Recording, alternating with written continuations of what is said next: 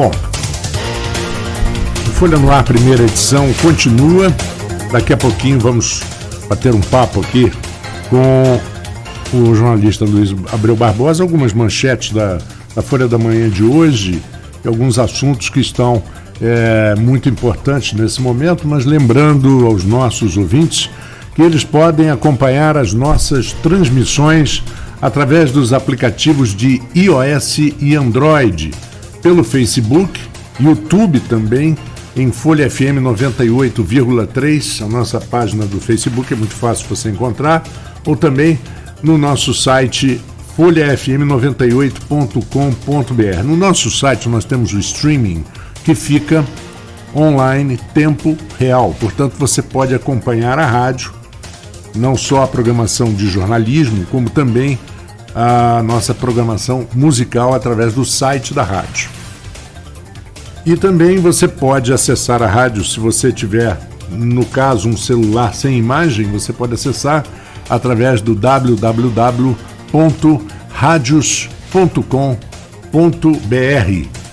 E é muito fácil você procurar o link que o leva a acompanhar a programação ao vivo da Rádio Folha FM.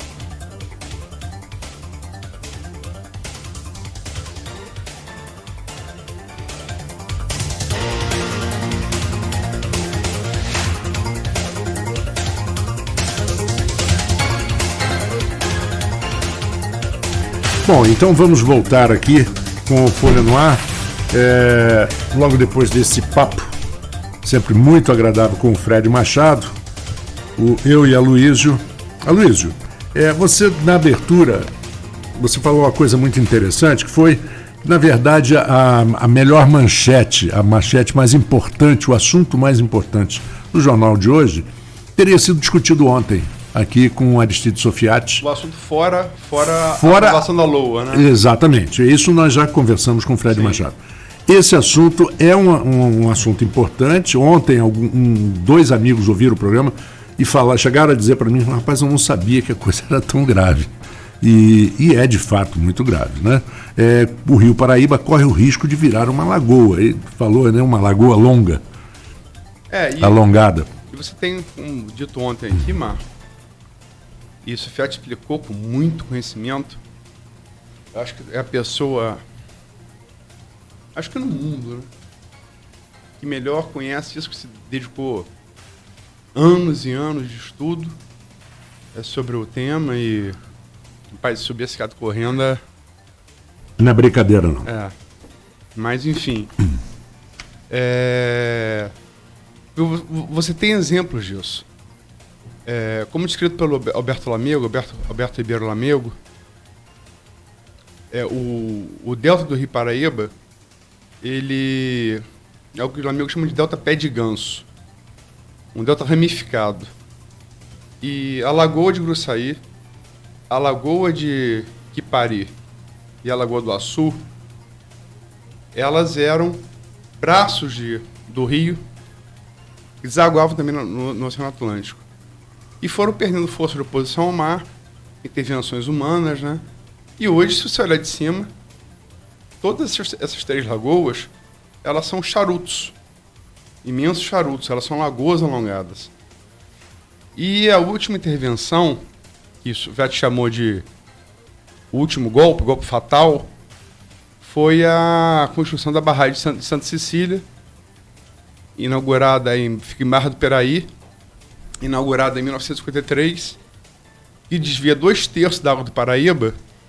Depois ele vir lá pelo São Paulo, Minas. E já vem perdendo antes disso também, né? Sim. Porque já tem barragem lá. Tem outras barragens, mas a Santa Cecília desvia 2/3. 2/3 é 2 a cada 3, né?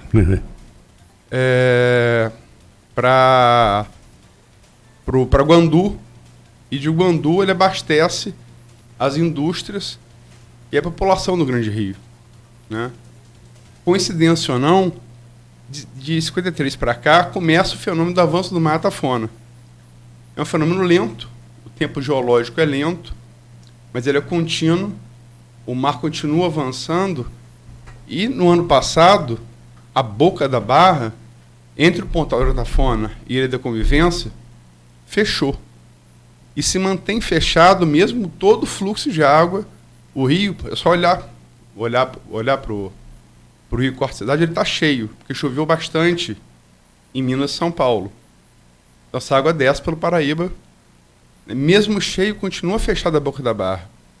Hoje o Paraíba, na sua foz natural, ele só tem comunicação com o Atlântico, quer dizer, Pontal se uniu com a Convivência. Você tem um pequeno trecho ali entre a Convivência e a Ilha do Peçanha, e depois da Ilha do Peçanha e Gargaú. Se esses dois trechos se fecharem também, o risco grande do rio virar uma grande lagoa alongada, maior do que essas três, né? E, enfim, ele detalhou aqui os problemas, né? Salinização, problema de captação de água potável para abastecimento da população, que já ocorre em São João da Barra, né? Sim. E salinização das terras, tornando elas impraticáveis para a agropecuária, tanto para qualquer cultura quanto para gado. Gado precisa de pasto, né? E terra salinizada não brota nada, né? Não brota nada. Vira deserto. Então, e não é assim, algo que pode acontecer, está acontecendo. E vem piorando gradativamente ao longo dos tempos, né? Intervenções humanas. Para quem tem alguma dúvida das consequências das intervenções humanas, da necessidade de você fazer algo, algo como aquecimento global, por exemplo, está provado. O Paraíba é uma prova trágica do que a gente pode fazer com o meio ambiente, né? E como nós fazemos parte do meio ambiente com nós mesmos, né? Porque você imagina toda a baixada campista, ela ficar impraticável para agricultura e pecuária, e você começa a ter problema de captação d'água, né? Até problema de abastecimento de água. Então, o Sofiati detalhou isso muito ontem, né? E é o assunto mais importante da edição de hoje, que a gente falou ontem. É um problema gravíssimo, né? E me parece que não há muita perspectiva de melhora. Muito pelo contrário, a tendência é até piorar. É das pessoas realmente pararem um pouquinho, pensarem e lerem um pouco a respeito, ver o que pode ser feito. Não digo para resolver o problema, acho difícil agora, mas para minimizar, né? O Sofiati falou, para você impedir o avanço da salinização, seria recuperar e revitalizar lagoas, como a Lagoa de Dentro, a Lagoa da Ribeira, né? Porque elas, tanto pela superfície quanto por baixo da terra, pelo lençol freático, elas contêm o avanço da salinização, né? Ele falou aqui que seria a solução, otimizar o uso da água lá, que é desviada lá para Guandu, né? Mas se a boca da Barra fechar, e fechou metade dela, a boca da Barra, da foz natural do rio, a única maneira que o rio vai encontrar para desaguar no mar é via Guandu, né? Três Rios e caindo ali na Baía de Sepetiba. Então, o que de fato hoje acontece, né? O de fato hoje acontece. 2/3, né? 2/3, a maioria, né? A maioria. Depois dali só pega o Muriaé. Aí não chega a ser um suplemento. Não repõe nada. Parece que repõe 1/8 do que é perdido, né? É verdade. Aloysio, refazendo o lembrete a todos, refalando é ótimo, né? As atenções hoje também voltadas para a festa de Santo Amaro, 287ª edição anual, e todos os devotos de todo o país estão aí. É importante dizer isso. Às 11 horas, o bispo de Campos, Dom Roberto Ferreira e a Paz, vai rezar uma missa. E ontem ele deu bênção aos participantes da caminhada de Santo Amaro, e você citou aqui algumas tradições que são mantidas e que devem ser mantidas, né? Porque isso do 188º já está dizendo, são quase 300 anos quase 300 anos de tradição, de uma tradição que remonta, como eu disse aqui no início, a reconquista de Portugal e Espanha, conquistada pelos mouros, onde lá ficaram 700 anos. né, pelos cristãos, e a partir dessa reconquista que se deu a expansão marítima comercial europeia, no qual descobriram uma tal de América e um tal de Brasil. Foi. Pois é. Justamente a partir dali, 1492 é quando... Quando Cristóvão Colombo. É quando Isabel e Fernando, reis de Espanha... 98, não, né? não. O mesmo ano? O mesmo ano. E que eles reconquistam o último reduto mouro muçulmano na Espanha, que era a cidade de Granada, onde está hoje o Alhambra, que é o complexo de palácios que os mouros deixaram, que é belíssimo, eu tive a chance de conhecer. É o mesmo ano que Colombo chega à América. Colombo que era italiano, na verdade, né? Era genovês. Né? E 8 anos depois, Pedro Álvares Cabral chega lá em Porto Seguro, né? E funda a terra de Veracruz e mais tarde Brasil. Reza a primeira missa e estamos aqui fruto dessa história até hoje, né? E você sabe que o Ziraldo, um grande cartunista, né, que a gente conhece, tem um quadro maravilhoso, enorme, né, que ele fez a óleo. E no primeiro plano assim dessa famosa missa, ele quase que faz um clone do quadro do Pedro Américo, foi aquele pintor mais recente. Então ele fez o quadro bonitinho. Lá na frente tem um índio sentado assim embaixo de uma árvore com aquele balãozinho do pensamento, com a mãozinha assim, falando assim: isso aqui não vai dar certo. Esse quadro ficou exposto lá no Museu de Arte Moderna, no Rio de Janeiro, que é a antiga Escola de Belas Artes. Sensacional. Você sabe que o Brasil tem uma peculiaridade, né? E é única no mundo. O Brasil é o único país do mundo que tem certidão de nascimento lavrada. Foi. A Carta de Pero Vaz de Caminha, que é uma ótima história, uma história bonita do primeiro encontro dos portugueses com os índios, antes de chegarem os escravos negros, trazidos escravos, né? Que hoje compõem a maioria da população brasileira. É muito bonita aquela história. É uma história que eu acho que todo mundo deveria ler, né? Pode não ter dado muito certo, mas também o brasileiro adora falar mal, né? De si mesmo, não, né? Mas é uma história bonita. É uma história bonita. O brasileiro gosta de falar mal de si mesmo. O que também é uma virtude, não deixa de ser uma virtude, né? Mas, de uma certa forma, ele não gosta que o outro fale, né? Ah, sim. Galinha de pinto, né? Eu posso bicar meu filho, mas ninguém de fora venha, porque... Não vem, não. Vai dar problema. É verdade. E, Marco, lembrar que amanhã vamos trazer aqui a antropóloga Manuela Cordeiro, que é professora da Universidade Federal de Roraima, né? Vai falar um pouco dessa saída dela de campus, né? Que acaba sendo, infelizmente, o destino de muita gente que segue a carreira acadêmica, né? E não tem chance de desenvolver isso em campus. É uma cria da UENF, ela foi aluna da UENF.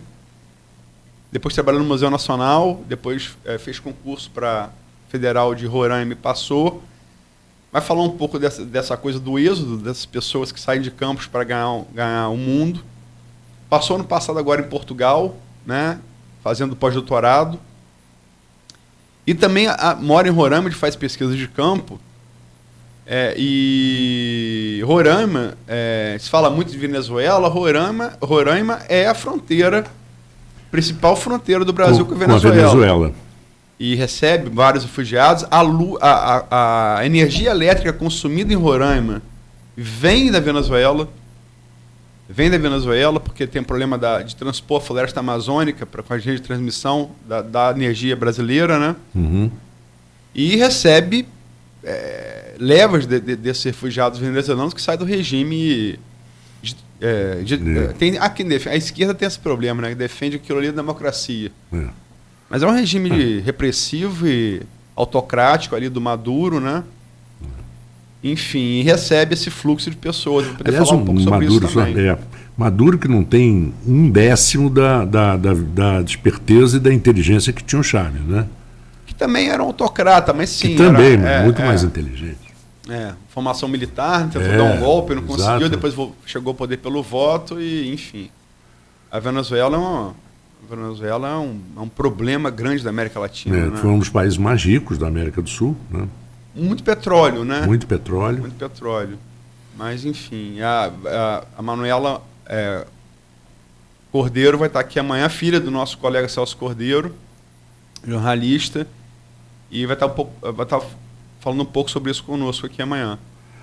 Que bom, que bom. E sexta-feira você já tem plano? Sexta-feira é Fernando Rossi, diretor teatral.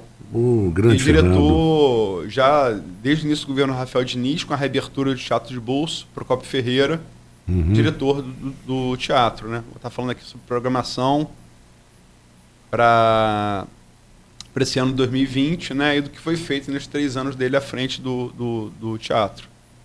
E Fernando Rossi, que já teve umas experiências excelentes por aqui. No SESI. No SESI foi tempo, sensacional. Foi fenômeno aí, enquanto o Teatro de Bolso esteve fechado no governo Rosinha, foi uma trincheira de resistência cultural da cidade, né? Exatamente. Aloysio, bom dia de trabalho, se bem que hoje é feriado, mas é um feriado para outros, não para nós. E ao nosso ouvinte da Folha FM, muito obrigado pela audiência até agora no nosso noticiário, no Folha no Ar. E de agora até meio-dia eu fico junto com você com o melhor da música aqui na Folha FM.